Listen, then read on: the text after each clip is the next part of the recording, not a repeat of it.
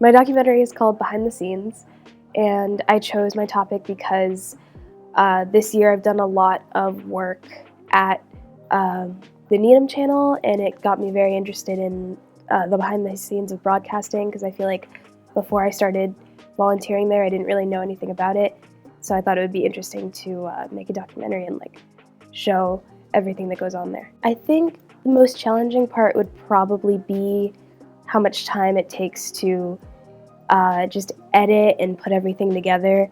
I've had to do a lot of work outside of class to finish up, but I would say the most rewarding part would probably be just being able to share this experience and also learn more about the people that I interviewed, because I didn't know a lot of things that I learned throughout the process, particularly Keith Barbaria. I learned a lot about his career and how he worked through certain events like 9/11 and the NYC blackout, and that was really interesting to learn about. I want them to walk away just knowing all the work that's put into what they see on screen, and I guess just to have a deeper appreciation for broadcasting in general. Since I was 10 years old, I can remember wanting to work in film production. Yep, that's me. And if you had told me then that I would be going to Emerson College to pursue a career in cinematography, I wouldn't have believed it. But before I embarked on my freshman year at Emerson, I wanted to find out just what I was getting myself into.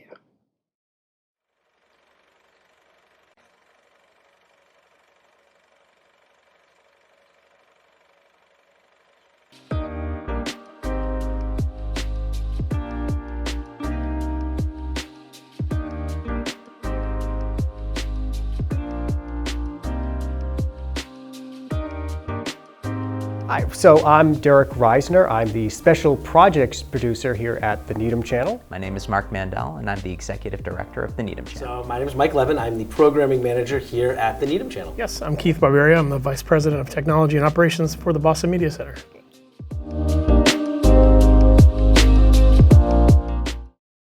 The name of my show is Enter Stage Right, and the reason I chose this topic is because it's all about theater, and one of my biggest passions in life is theater. I do it every single day of the week, and I thought that I should, share what I do with the world.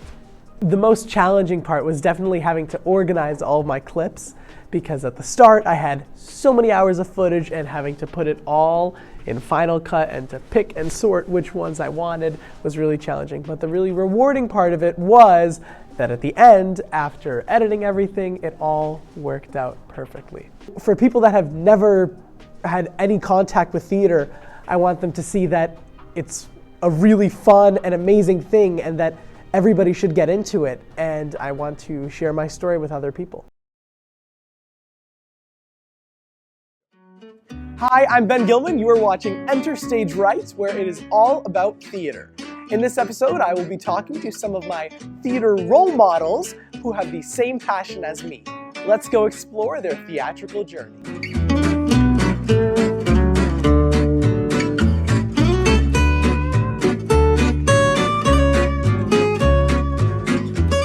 Hi, I'm Ben Gilman. I am back at the Wellesley Theater Project Black Box Theater, and I am joined by David Wright, music director. Thank you, David, for being here. We just had a few questions for you. Absolutely. First, can you share a bit about your background in music and your journey to becoming the musical director at Wellesley Theater Project? Well, from a very young age, as my parents would say, I learned to sing before I learned to talk. The name of my documentary is Asking for a Friend, and what inspired me to make this documentary is my mom works for the organization Friend to Friend, and I kind of just wanted to get the word out about the organization and kind of raise more awareness on kind of adults with disabilities and the loneliness that they experience. I think the most challenging part was kind of just getting it all together on the time crunch and finishing everything.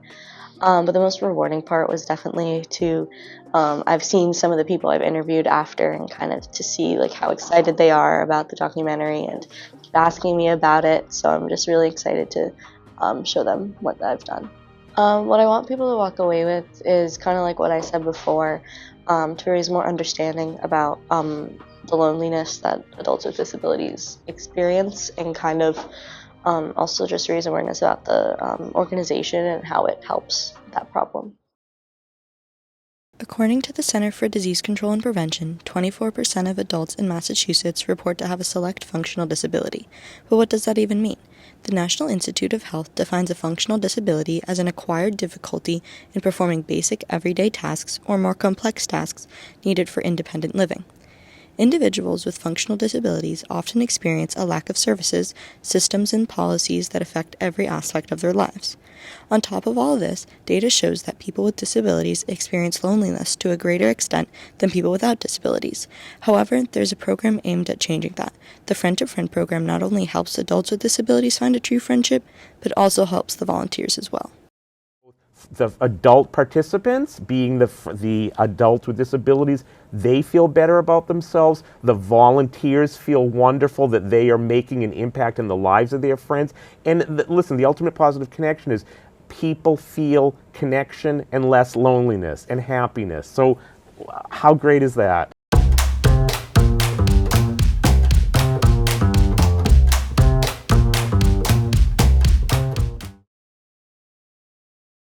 My show is more of like a short film, and it's called Run.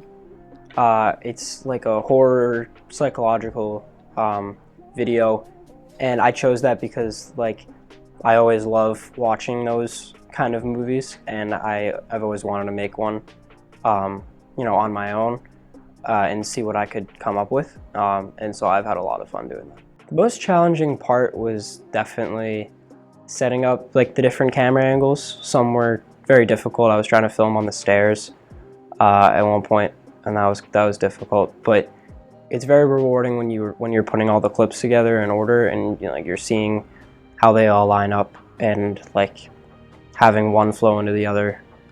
It's very satisfying and rewarding. I hope they walk away with, you know, sort of being more aware of their avoidance, how much they're, you know, avoiding different problems in their lives, because that's what, you know, the psychological aspect of my short film is about. So I just want people to be more aware. Yeah.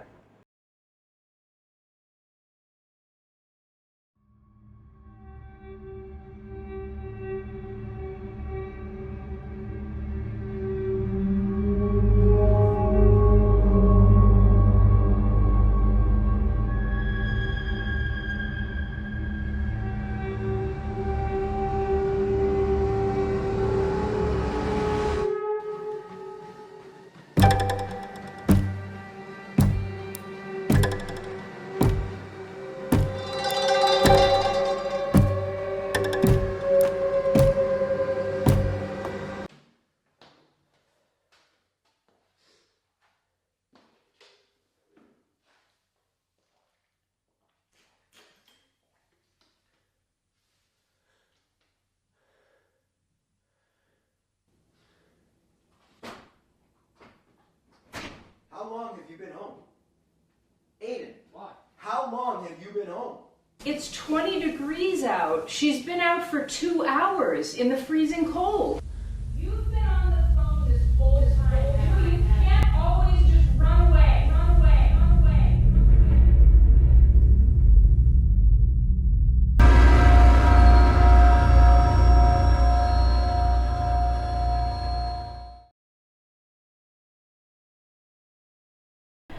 I don't have a name for my show yet, but the general idea of it is that I'm interviewing my friends about their favorite video games and sort of seeing why it's important to them. The most challenging part was probably getting everything done on time. The most rewarding, I guess knowing that I'll have a finished product, and also editing. I really love the editing. When people see my show, I would like them to maybe have a different perspective when thinking about video games. I think a lot of people have this idea that video games are always bad for you, and people shouldn't play them, like they cause violence or something. But I think they can be important and meaningful to people's lives. Hello, and welcome to What's in a Game. I'm your host, Ashton Perez-Raisin. Many people have a negative attitude towards video games. They're viewed as detrimental, just another way for kids to waste time. To counteract this narrative, I interviewed 3 of my friends about their favorite video games, and about the impact these games have had on them, in hopes of highlighting the real positive influence video games can have on kids' lives. So sit back, relax, and enjoy the show.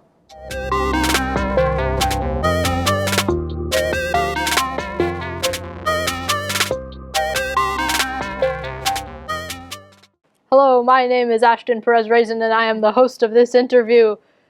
Today I am interviewing... I'm Oliver Cash. Hello, Oliver Cash. Alright, Oliver, what is your favorite video game? Give a brief description of it. Thank you. My favorite game is My Sims, specifically My Sims Agents, which you play as a secret agent. Well, not really secret, to just solve some like mysteries around, which ultimately lead to a bigger plot by a corporate superpower. Our documentary is Fear of Future, which is a documentary about AI integration into the schools. We chose this documentary topic because we found it's very prevalent in our school labs because just everybody around us is using it. So we decided to ask the teachers about it. The most rewarding part was probably just hearing the ways that the teachers used it because I don't think we were really aware of it. So that was just really interesting. I think the most challenging part was getting like diverse answers from the people that we interviewed because they all were kind of saying the same thing and we didn't want our documentary to be repetitive, so I would say that was pretty challenging. I want them to walk away with the thought that I was hoping that they would think that AI is more of a future than the fear, because I think we kind of can't avoid AI, and in terms of schools, I'm hoping that we can make AI a positive thing rather than a negative.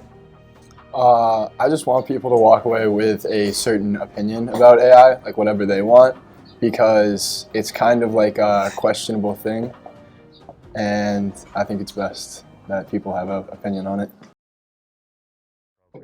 The first computer was built in 1943 and filled up a whole room. The United States Army said it would revolutionize the future. But did they know what was just upon the horizon?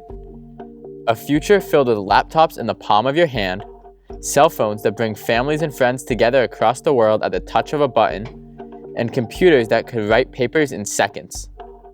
With new and emerging technologies releasing every day, how do we know what is safe to use and how to teach kids to navigate this new age of learning? Are you afraid of the future that we're stepping into?